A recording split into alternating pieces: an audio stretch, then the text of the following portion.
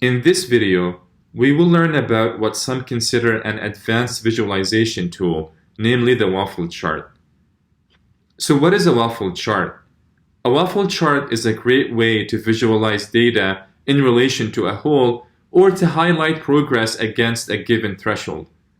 For example, say immigration from Scandinavia to Canada is comprised only of immigration from Denmark, Norway, and Sweden. And we're interested in visualizing the contribution of each of these countries to the Scandinavian immigration to Canada.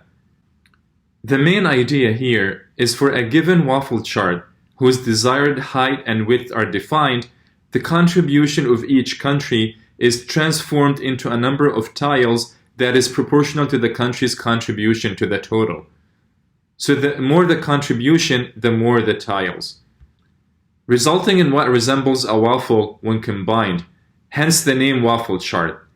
Unfortunately, Matplotlib does not have a built-in function to create waffle charts.